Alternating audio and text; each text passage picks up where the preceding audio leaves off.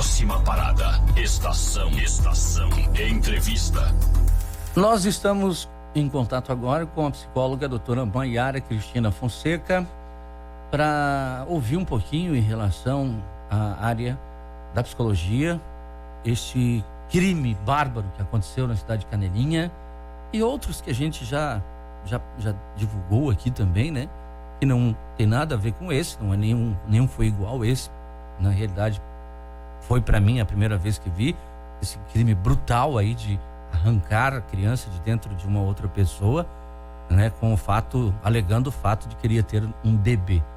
E a gente fica se perguntando, doutora Maiara, que passa na cabeça de uma pessoa para realizar esse tipo de crime? Doutora Maiara, boa tarde. Boa tarde, Adilson. Pelo convite.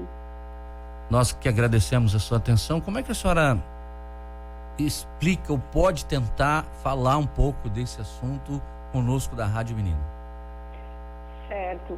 Bom, Adilson, foi realmente uma notícia que impacta, né, a todos nós, né? Olha, eu ouso dizer com certeza, né, que trata-se de uma pessoa que tem sérios problemas de perversão e psicopatia. Devido à natureza do crime, a perversidade, sem sombra de dúvidas, existe um componente psíquico alterado, né? E aí a gente pode também pensar por quê? O que leva a pessoa a fazer isso, né? É uma disfunção realmente psíquica, né?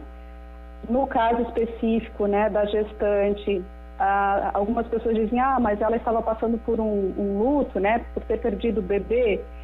Sim, até sim, mas até chegar ao crime pressupõe já um aparato psíquico comprometido, né? Então, pensando nesse sentido, eu gosto muito de fazer uma analogia que um psiquiatra nomeou, que eu diria assim, vamos fazer uma analogia entre o dia e a noite. Nós temos o dia, vamos pensar que é uma normalidade mental, né, da maioria das pessoas, e temos a noite, que são, né, vamos pensar num grupo de pessoas que têm uma doença mental. Aonde o psicopata se encaixa? Ele é a aurora, ele não é nem o dia, ele não está nem na normalidade e nem na noite, nem na doença mental. Ele está nessa aurora, que é uma zona fronteiriça entre a normalidade e a doença mental. Essa é a zona dos psicopatas. É assim que eu vejo a pessoa que cometeu esse crime, né? Porque ela convive em sociedade, né? Tranquilamente, profissionalmente. Então, a pessoa consegue, ela não foge da realidade, ela não rompe com a realidade, né? Mas, num determinado da vida, né? Num determinado momento da vida, ela pode escoar, sim, essa violência dessa forma tão brutal. Essa aurora que a senhora coloca, doutora, né? Então isso está a acompanhando desde o início da sua vida, na realidade, né? Isso, exatamente. São pessoas que já nascem, né, com esse desvio afetivo. É uma deformidade afetiva. Ninguém desenvolve isso, né? Mas por que até então não apareceu? Porque não teve, geralmente assim, existe um histórico, né, de pequenas anormalidades de caráter, né? A pessoa tem uma vida que, se a gente observar pregressa, vai encontrar alguns pontos frágeis, né? Mas sim, nasce assim. Por isso que é muito difícil, né, quando a pessoa não comete um crime, né, uma violência desse tamanho, identificar. Então agora realmente cabe à justiça, né, aos especialistas forenses da psicologia, poder nortear um pouco essa pessoa, porque assim, eu li algumas entrevistas, né, que fizeram depois do caso, e realmente comprova que ela não, né, a pessoa não demonstrou qualquer tipo de arrependimento. É uma outra característica do psicopata, ele não se arrepende. Um exemplo, podem pedir para ela daqui a um tempo, você se arrepende do que você fez? Provavelmente ela vai dizer que sim, pelo fato de ter ficado presa, mas não pelo fato de ter cometido crime, entende? Então é um arrependimento apenas pelo dano que ela causou a ela mesma, mas não com relação a outra pessoa. Porque existe uma total falta de remorso. Total falta de remorso, isso é muito importante falar. A pessoa sempre vai fazer as coisas em benefício próprio, né? E isso é muito grave, isso precisa ser cuidado. São pessoas que têm um comprometimento realmente agora, né? visível e precisa ser bem cuidado. Tirando a questão criminal, que ela vai ter que pagar por isso, obviamente, ela ou eles, né? Não se tem a participação, não se sabe qual a participação do marido, enfim, é uma questão que a polícia vai investigar e definir, abrindo inquérito, investigando. Mas essa pessoa, né? Ela tem cura, doutor? Olha, também estamos falando em hipóteses, né? Eu, né, particularmente, diria que não. Cura não existe.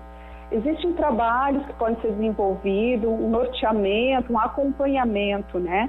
Mas a cura especificamente não, porque é um desvio psíquico, né? Então não existe uma medicação, não existe um tratamento que vá curá-la. Muitas pessoas, existem graus, né, de psicopatia. Então, considera-se que 1% da população mundial, né, é psicopata. Então a gente pode conviver com colegas de trabalho, né, com várias pessoas que têm esse desvio, mas de um grau mais leve, que não chegam a cometer crimes.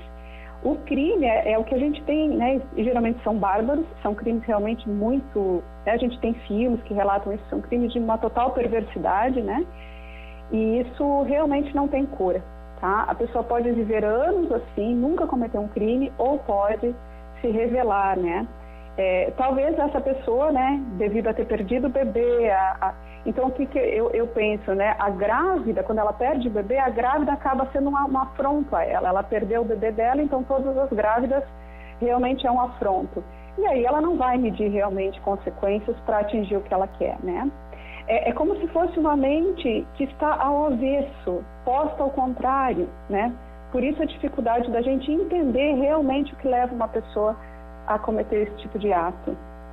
Nesta mesma linha de comportamento, doutora Maiara, nós agora há pouco conversamos sobre abusos sexuais na cidade de Camboriú, que diminuíram, enfim, conversamos com o responsável lá. O pedófilo, na realidade, ele também tem essa aurora também, que pode se revelar a qualquer momento? Sim, o pedófilo também, né? É um tipo de perversão, né? A perversão está exatamente... É muito parecido, né? Vamos pensar que é um sinônimo da sociopatia, só que está muito mais ligada a uma linguagem psicanalítica, mas sim, o pedófilo tem essa pulsão, né? Com relação ao prazer, né? Com corpos de criança, e isso sempre será assim. Existem tratamentos, mas a cura total não. Um pedófilo, quando ele identifica-se como pedófilo e ele busca uma ajuda, é mais fácil da gente conseguir ajudá-lo, tá?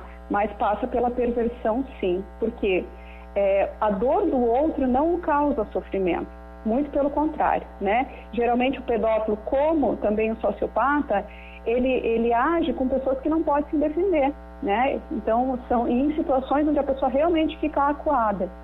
Então, sim, segue essa mesma linha de raciocínio. Doutora, nessa questão do abuso, todos os abusadores são pedófilos? Porque a gente sabe que muitas vezes o alvo é uma criança justamente por se tratar de um alvo mais vulnerável, né? Que ele pode ter mais medo de realizar a denúncia. Não, eu não diria que todo abusador é pedófilo, isso depende de cada caso. Com certeza, né, o pedófilo, ele vai ter um comportamento recorrente, ele vai chegar ao ato, ele vai ter um comportamento mais agressivo.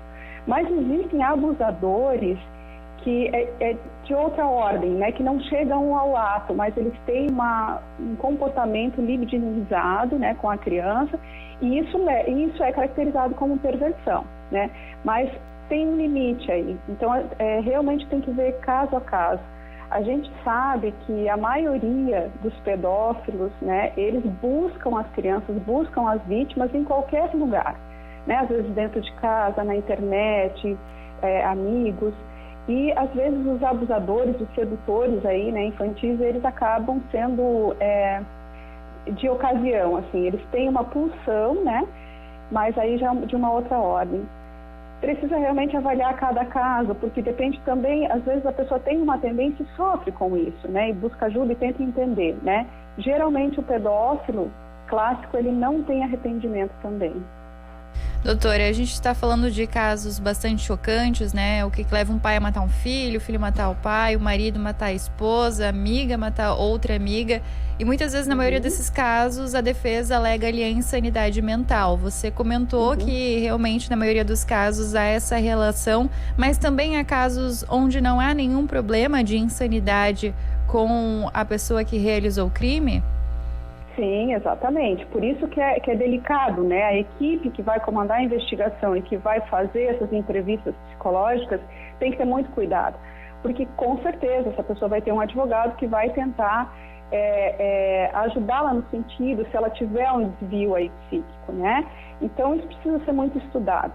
Nem todo crime advém de um desvio psíquico, né? De um comprometimento psíquico, de forma alguma, né? Alguns sim, mas nem todos. Então, nesse caso em específico, pela crueldade, precisa ser bem avaliado, né? Isso não significa que a pessoa não vá ser punida de alguma forma, né? Mas, assim, o que é mais efetivo nesse caso? Né? Houve um crime extremamente violento, né? E há um comprometimento mental, sim. Muitas vezes a gente ouve também, doutora Mayara, de que essas pessoas tiveram algum tipo de problema durante a sua infância, né? Sua infância teria também sido abusada, também ter sido agredida. Tem influência no reflexo depois da pessoa mais para frente? Olha, nesse tipo de crime, como a gente está conversando, não. Assim, quando a pessoa tem uma infância extremamente violenta, com abuso de toda a ordem psíquica, física, há probabilidade maior dela desenvolver transtornos futuros, sim, né? E ser um abusador, ser um criminoso. Porque isso fica realmente, é como se fosse impregnado realmente na sua condição psíquica. Agora, nem todas as pessoas que cometem crime é porque tiveram uma infância violada, né? Isso, então, é realmente difícil da gente avaliar. Temos que ver a história de cada pessoa, né? O grau de comprometimento realmente afetivo que essas pessoas têm, porque todos nós somos frutos de uma história. Então, isso vai determinar se é realmente um crime por ser um ato de desespero, um ato de desestrutura, ou algo de comprometimento maior, né? É realmente um assunto bem delicado, né? Mas a gente procurou levar um pouquinho aqui com a doutora Mayara Cristina Fonseca, que é psicóloga. Nós agradecemos por sua atenção, pelas explicações também ao nosso ouvinte da Rádio Menina. Grande abraço, muito obrigado, doutora. Obrigada a vocês. Você está no Estação Notícia.